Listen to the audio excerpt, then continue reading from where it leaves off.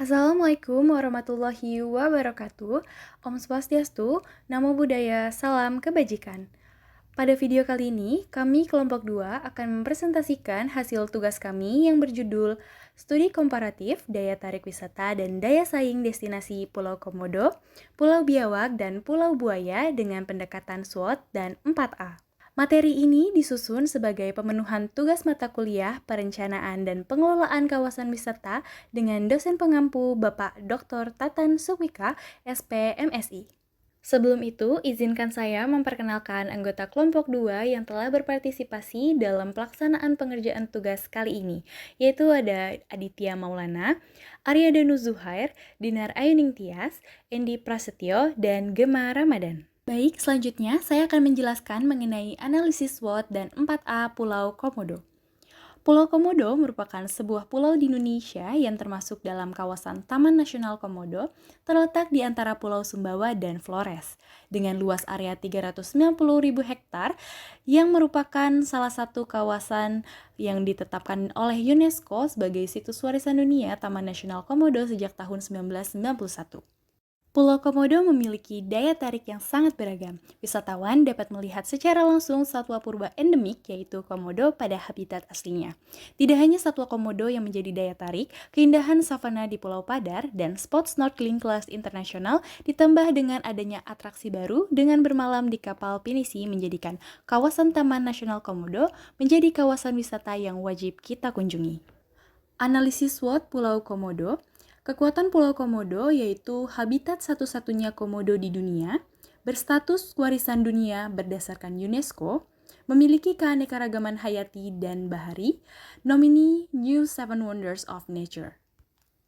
Kelemahan Pulau Komodo, penerapan carrying capacity belum konsisten dan terstruktur, infrastruktur pengelolaan sampah masih terbatas, SDM pemandu wisata lokal terbatas, dan koordinasi antar pemangku kepentingan belum terintegrasi. Kemudian peluang Pulau Komodo, yaitu program 10 Bali Baru membuka peluang akses anggaran infrastruktur besar. Tren global nature-based tourism dan wisata premium sangat selaras dengan karakter kawasan dan potensi community-based tourism berbasis kearifan lokal. Dan terakhir, ancaman Pulau Komodo yaitu overtourism mengancam ekosistem, gangguan perilaku komodo dan kerusakan terumbu karang, perubahan iklim memperparah coral bleaching, dan terakhir, kepentingan investasi dapat mengorbankan prinsip konservasi. Selanjutnya, analisis 4A Pulau Komodo.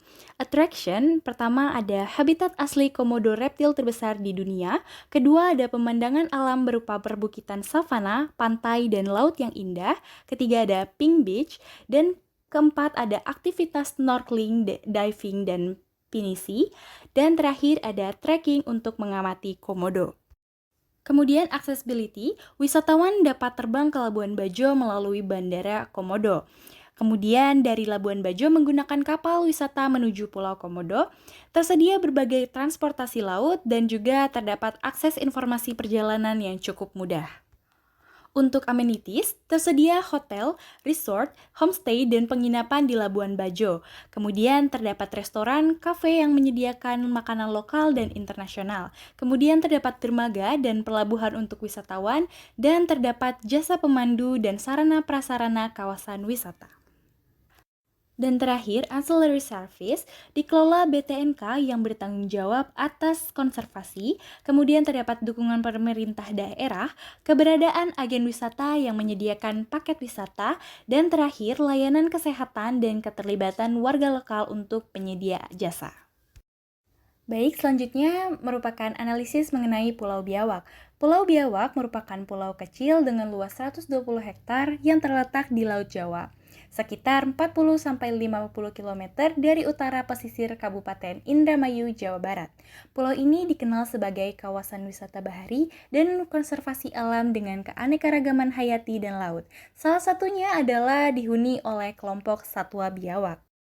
Pulau Biawak merupakan kawasan cagar alam yang belum banyak diketahui oleh wisatawan.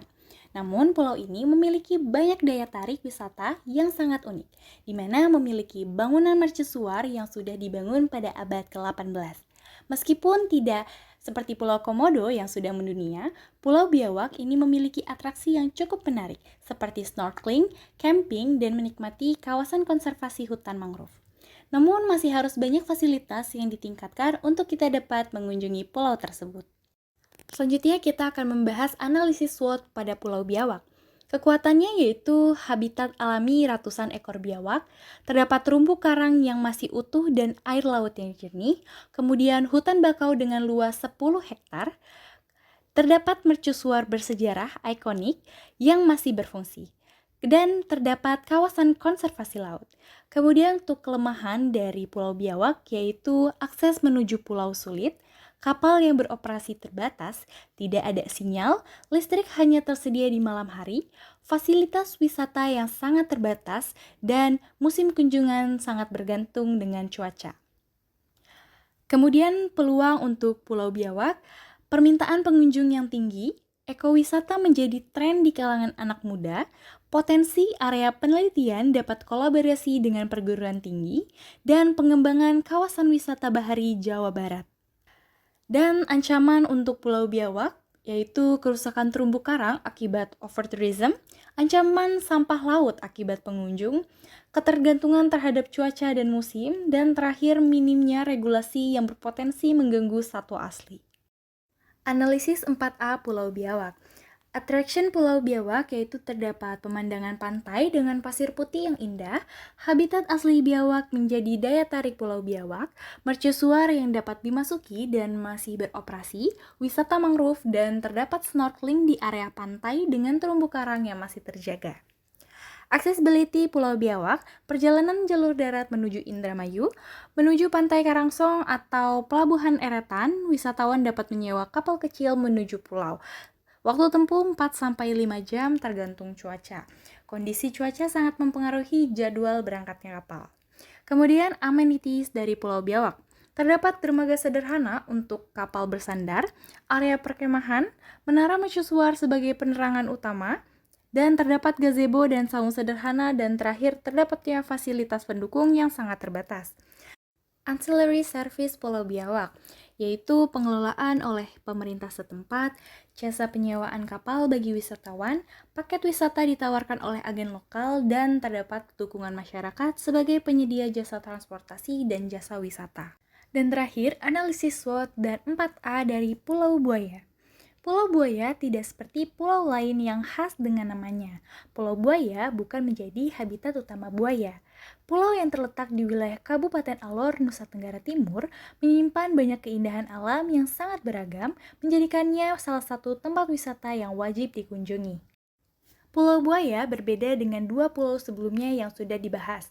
Pulau ini adalah pulau yang memadukan keindahan wisata alamnya dengan budaya masyarakat lokal. Memiliki spot snorkeling Taman Bawah Laut Arca Moko menjadikan ciri khas dari Pulau Buaya. Kehidupan masyarakat lokal menjadikan keanekaragaman budaya dan adat istiadat yang ada di Indonesia. Dengan keindahan alam yang disuguhkan, pulau ini dapat bersaing dengan pulau-pulau seperti Pulau Komodo yang sudah mendunia dan Pulau Biawak yang mulai berkembang. Analisis SWOT Pulau Buaya. Kekuatan Pulau Buaya yaitu memiliki keindahan bawah laut yang terkenal sebagai diving spot dan snorkeling. Kemudian berada di bawah kawasan konservasi perairan Selat Pantar yang kaya biodiversitas laut. Dan memiliki kebudayaan yang sangat menarik penduduk sekitar pulau. Kelemahan Pulau Buaya yaitu keterbatasan sumber air tawar bersih, kemudian keterbatasan infrastruktur, aksesibilitas yang relatif sulit, kualitas SDM pariwisata yang masih perlu peningkatan, dan ketergantungan ekonomi pada sektor perikanan. Peluang Pulau Buaya yaitu pengembangan ekowisata dan wisata berbasis budaya masyarakat setempat. Kemudian, peningkatan minat wisatawan mancanegara, dukungan lembaga konservasi dan pemerintah, dan promosi digital semakin mudah. Ancaman Pulau Buaya yaitu kerusakan ekosistem laut, perubahan iklim, persaingan dengan destinasi wisata yang mudah dijangkau, keterbatasan investasi, dan overtourism di masa depan. Analisis 4A Pulau Buaya. Attraction Pulau Buaya. Perairan jernih untuk spot diving dan snorkeling. Memiliki spot diving dengan ditemukannya arca moko di kedalaman laut. Dan kehidupan masyarakat yang sangat tradisional seperti aktivitas nelayan dan penenun kain. Accessibility Pulau Buaya. Wisatawan harus menuju Kalabahi, pusat kota Kabupaten Alor, melanjutkan perjalanan dengan menyewa kapal atau perahu kecil ke Pulau Buaya. Amenities Pulau Buaya. Masih sangat terbatasnya fasilitas seperti restoran, kafe, dan penginapan. Kemudian sumber air bersih sangat sulit, jadi masyarakat masih bergantung pada pasokan dari pulau lain. Ancillary Service Pulau Buaya.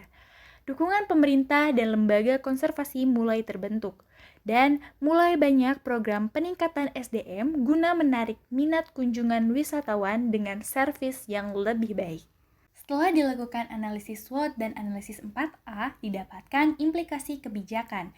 Kebijakan yang pertama menerapkan pengembangan pariwisata berbasis konservasi atau sustainable tourism. Tujuannya untuk menjaga kelestarian ekosistem dan keanekaragaman hayati serta memastikan pariwisata berjalan berkelanjutan. Tindakan yang dapat dilakukan seperti penerapan daya dukung kawasan, pengelolaan sampah terpadu, perlindungan habitat flora dan fauna.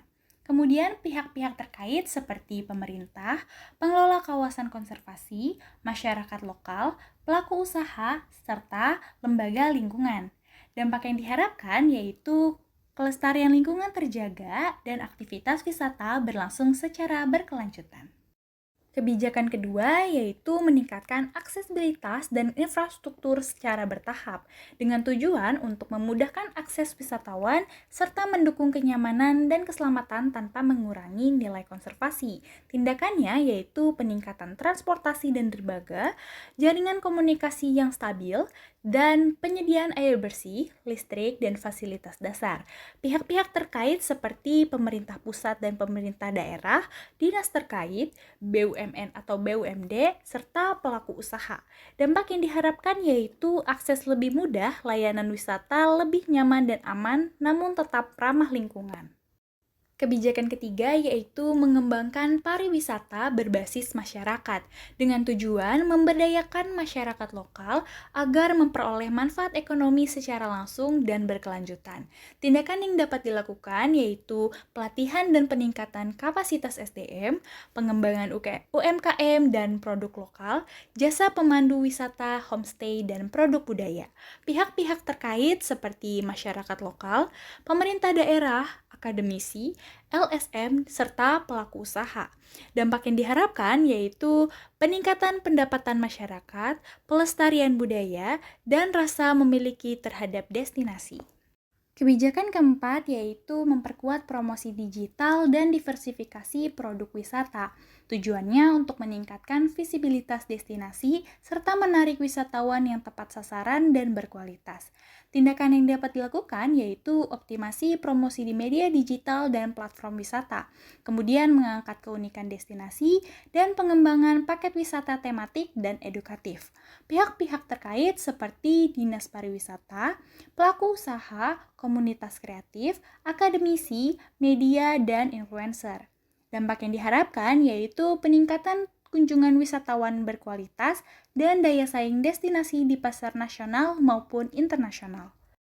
Dan terakhir, kebijakan kelima yaitu menyusun strategi pengelolaan berdasarkan karakteristik masing-masing destinasi.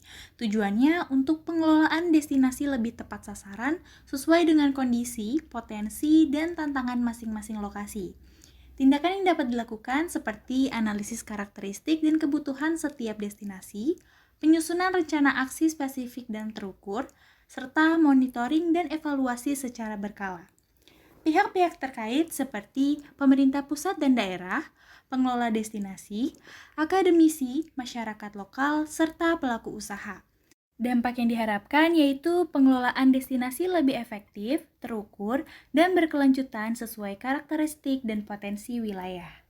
Sebagai penutup, berdasarkan hasil analisis SWOT dan pendekatan 4A, dapat disimpulkan bahwa setiap destinasi memiliki karakteristik, potensi, serta tantangan yang berbeda.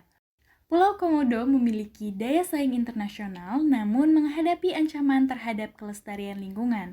Sedangkan Pulau Biawak dan Pulau Buaya memiliki potensi besar untuk berkembang sebagai destinasi ekowisata apabila didukung oleh peningkatan infrastruktur, pengelolaan yang berkelanjutan, dan pemberdayaan masyarakat lokal. Oleh karena itu, strategi pengembangan pariwisata hendaknya tidak hanya berorientasi pada peningkatan jumlah kunjungan wisatawan, tetapi juga mampu menjaga keseimbangan antara aspek ekonomi, sosial, budaya, dan konservasi lingkungan sehingga tercipta destinasi wisata yang berdaya saing, berkelanjutan, dan memberikan manfaat bagi generasi saat ini maupun generasi mendatang. Demikian presentasi dari kelompok 2. Terima kasih atas perhatiannya. Wassalamualaikum warahmatullahi wabarakatuh.